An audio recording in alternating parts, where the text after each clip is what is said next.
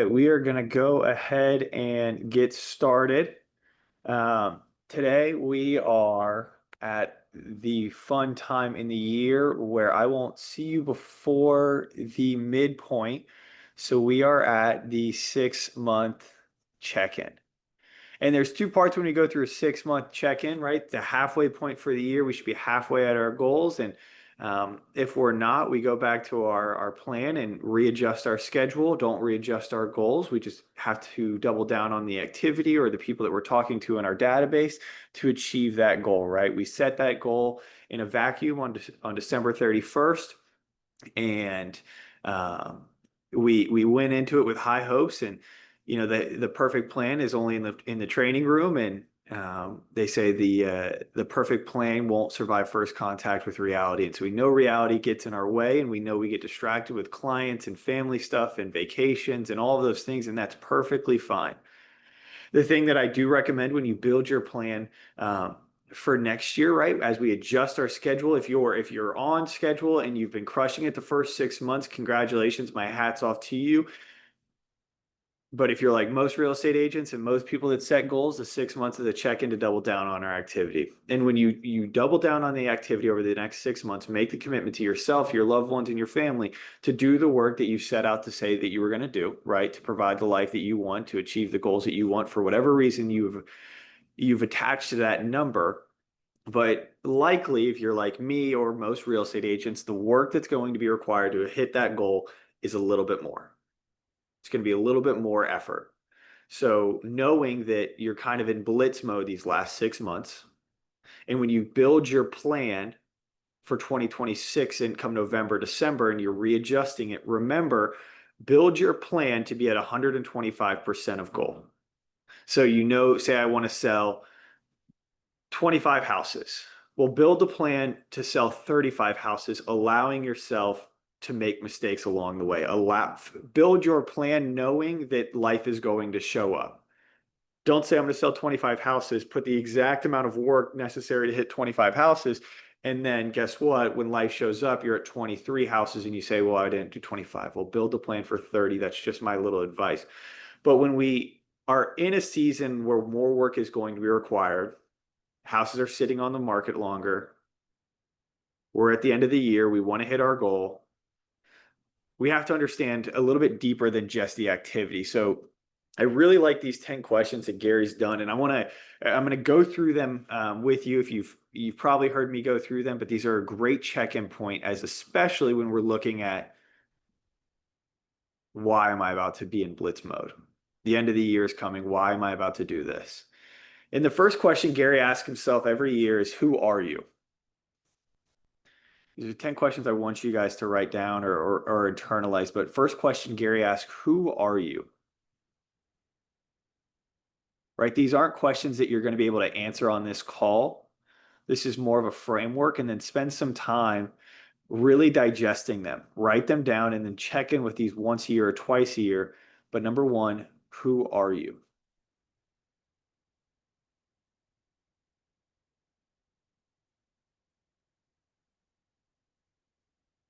The second question Gary asks is, what do you believe?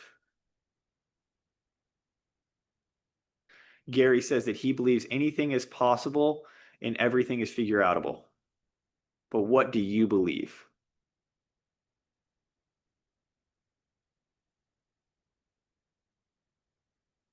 Give you guys a second to write that one down.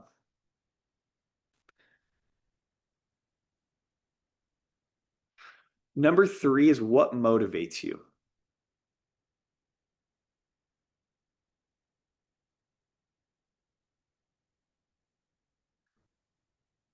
I believe that there are two types of people when it comes to motivation. There's those who are motivated by fear and those who are motivated by goals. Personally, I'm motivated by fear. When we think about people who are motivated by fear, they live in, Tiffany and I had a long conversation about this, but people who are motivated by fear live in a negative future, meaning that if I don't do this, I don't get this, or I can't pay the bills, or my credit card's going to get declined at the grocery store, or I'm going to constantly be checking my bank account, or I'm not going to be able to provide the life that my kids deserve, or X, Y, and Z. Some people are motivated by negative future or what's bad going to happen if I don't accomplish this. Then there are some people who are motivated by positive future. Well, if I accomplish this, I get to go on that vacation. I get to buy the boat. I get to pay off my bills. I get to help my parents out. I get to. There's two, in my opinion, there are two types of ways that people are motivated by fear or by goals. There's no right or wrong, but you truly need to understand which one motivates you so you can have that self-cough, that self talk. Because if you're motivated by fear, but you're attaching something fun to every one of your goals, you're not going to be getting out of the bed with your butt on fire because it's not truly motivating you. It's exciting to think about, but what truly motivates you? So number 3 is what motivates you. Number 4 is why do you work so hard? You got into the greatest real estate in the greatest career in the world. I truly believe that. We get to be at the forefront of people's biggest life moments. We're welcome into their home and you can build whatever type of life you want in this industry. I truly believe that we are in the greatest industry. All that to say, it is very hard. You are being welcomed in to people's biggest moments in their life. It is the biggest thing happening in their life. And you're supposed to treat it as such. They need to feel like they are your only client and you're working with 7 of them at a time. You are in the greatest industry, but also can be one of the hardest industries. Your paychecks aren't guaranteed. You don't know when your next deal is going to come through, and you're just hoping that if I do the work that I'm set out to do, maybe something's going to happen. Why do you work so hard? Why do you put yourself through it? Number 4, why do you work so hard? Number 5 is when is enough enough? Gary says that there's enough of some things, but not enough of others. There will never be enough time with his family. There will be never enough money that he can donate. But for you, when is enough enough? So for those, I'm going to run through these first 5 questions again. Number 1 is who are you? Who are you? If I were to ask, if I were to call you guys in 2 weeks and I say, Michaela, who are you? Truly, who are you? Number 2 is what do you believe? Jenna, what do you believe? Number 3, what motivates you? Christina, why do you get out of bed? What motivates you? Number 4, Holly, why do you work so hard? Number 5, when is enough enough? Tiffany, when is enough enough? The 6th question is what do you want control over? What do you want control over? With the caveat that it's something you can actually control.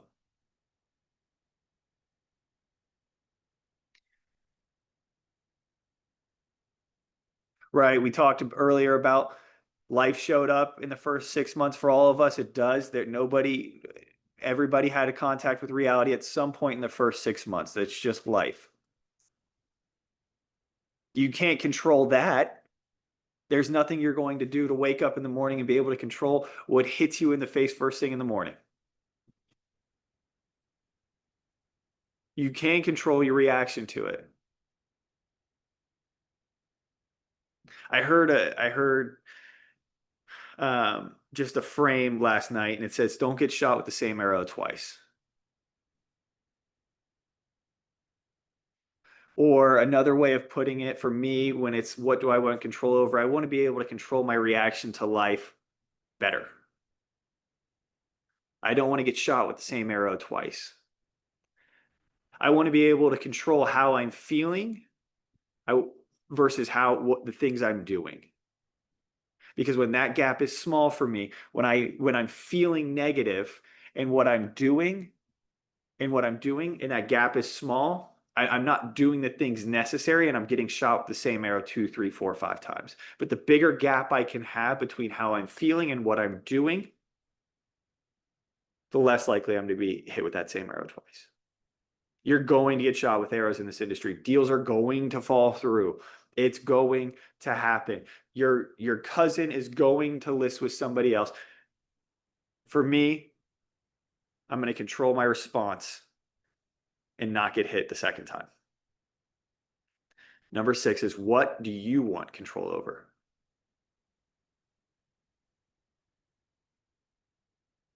Number 7 is, what do you fear?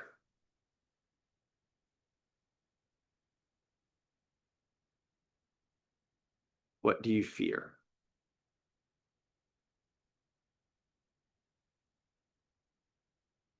And I don't want spiders. What do you fear? I fear that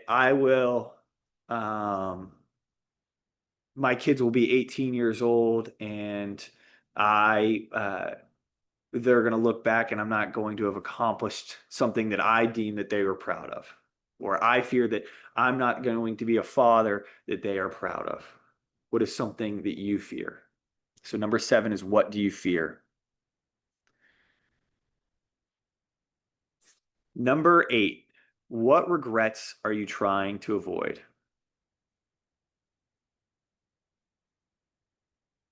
What regrets are you trying to avoid?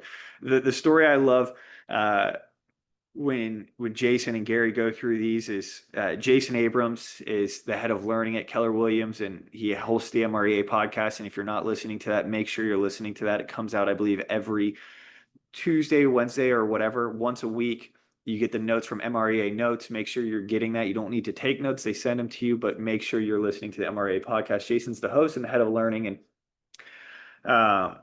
if you don't know, they're Jay Papasan, Jason Abrams, and Gary Keller's job Monday. Thank you, Tiffany. It comes out Monday. The notes come out Thursday. But Jay Papasan, Jason Abrams, and Gary Keller's job is to basically sit in a room all day, every day, and provide value to real estate agents. That's what they do. And Jason tells the story that one day, Gary comes in and he goes, Jason, we're going to do something different today. Gary's Jason's boss. He says, okay. And he says, well, I want you to write your eulogy. Kind of a weird thing for your boss to say, right? Write your eulogy. Well, but it's his boss, so he does it. He writes his eulogy, and it's hard, but he writes it, and Gary reads it, and he says, okay, great. Now, who's going to read your eulogy at your funeral?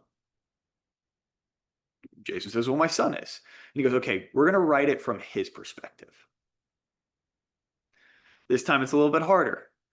So Jason's writing his eulogy from his son's perspective, and tears are hitting the sheet a little bit, and he finishes it, and he brings Gary back in, and Gary makes him stand up and read it, Jason's eulogy from his son's perspective. And Gary said, that's perfect.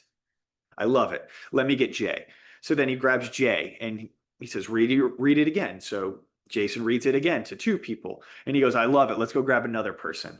And they end up doing this 4 or 5 or 7 more times. It doesn't matter. But by the end of it, Jason has read his eulogy from his son's perspective in front of 10 people.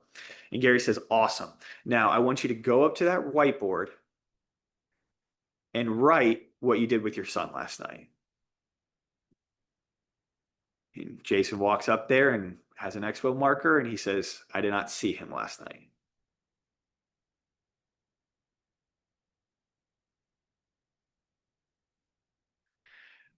That is a regret that Jason he does not want to feel again. But if he doesn't relive that moment, doesn't revisit the fact that, okay, that is a regret I am trying to avoid, he is going to repeat it. Regrets we avoid, we are destined to repeat. What regrets are you trying to avoid? For some of you, it might be that I spent the first 6 months at the beach and didn't do any work. I spent the first 6 months poo-pooing that I got shot with the same arrow 25 times and I didn't do any work. What regrets are you trying to avoid the next 6 months? Revisit them, remember how they feel, and avoid them. Let me pop my phone back up. That was number 8. What regrets are you trying to avoid? Number 9, how do you bring meaning to your life? Or how do you make life meaningful? How do you bring meaning to your life? Or how do you make life meaningful?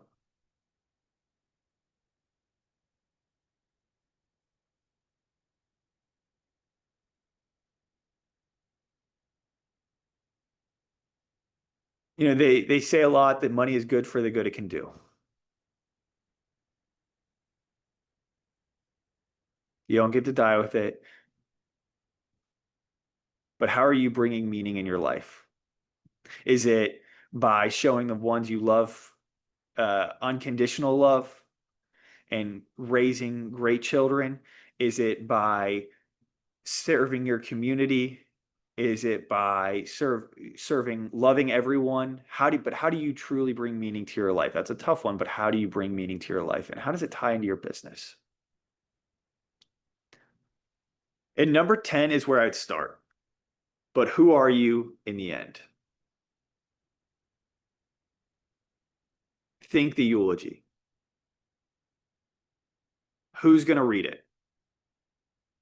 Who's going to write the eulogy at your funeral? What are they going to say? What do you want them to say?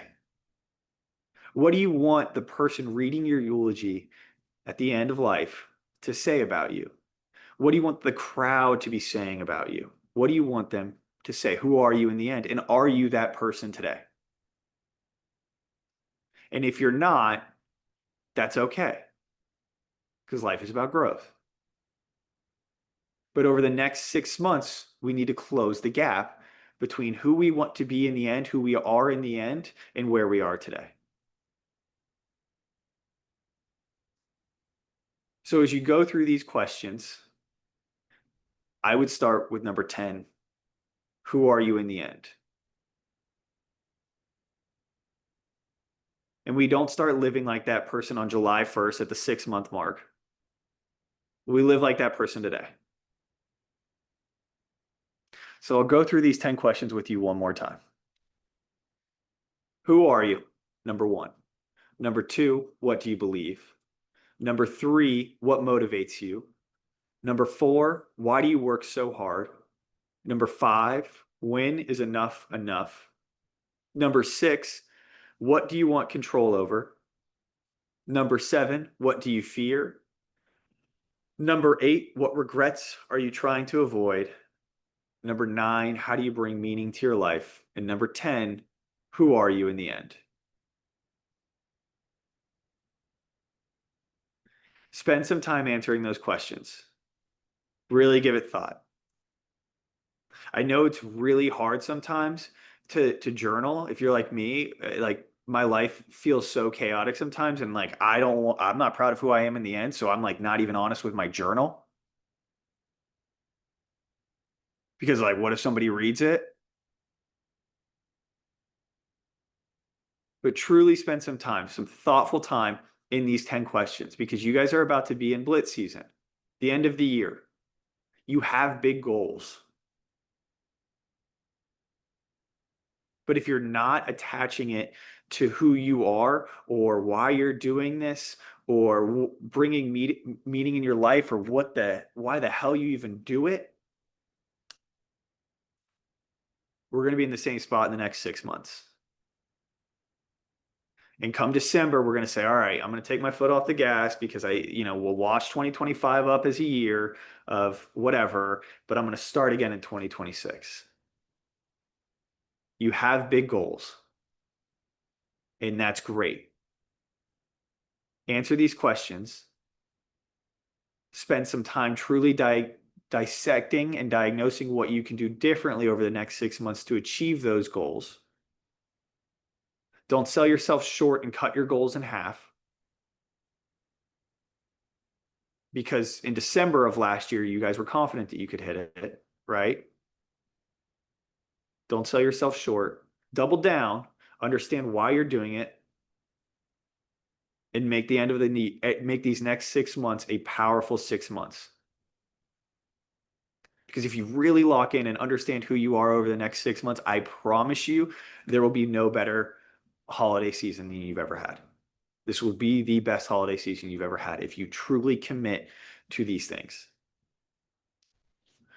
What ahas or questions do we have?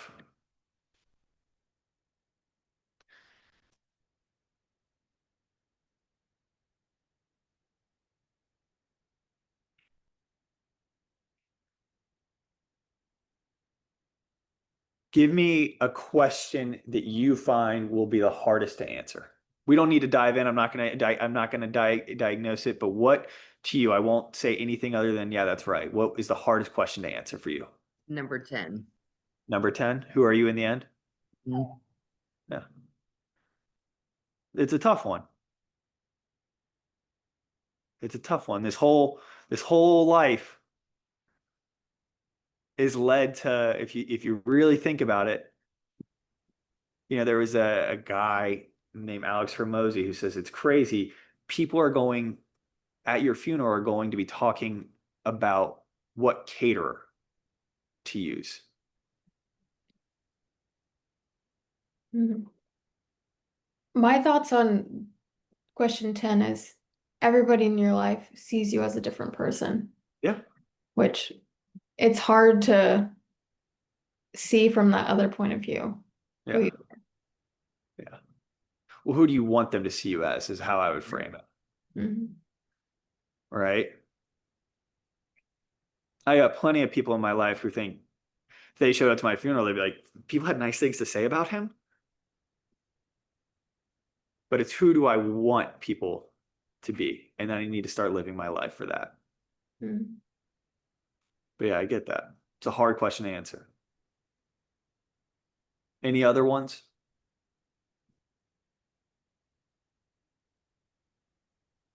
I'll leave you with this. Again, you are in the greatest industry in the world. There is no other job that you can go get to build a life like this. Your entire life, everything you've ever wanted is in your hands. You can achieve it. It's you versus you, which is the hardest competition to play. But it is you versus you. Take advantage of the fact that you are in the greatest industry in the world. Take advantage of the fact that we get to serve people and be paid very well for it. Don't let these last 6 months go. Lock in. Do it for a reason that is attached to you, not just because you want to make money. But go make these next 6 months the best 6 months of your career. Because this 6 months can catapult you into 2026, 2027, 2028. And then in 3 years' time, you're going to look up and be like, wow. That started on June 24th, 2025. I appreciate you all, and I will talk to you later.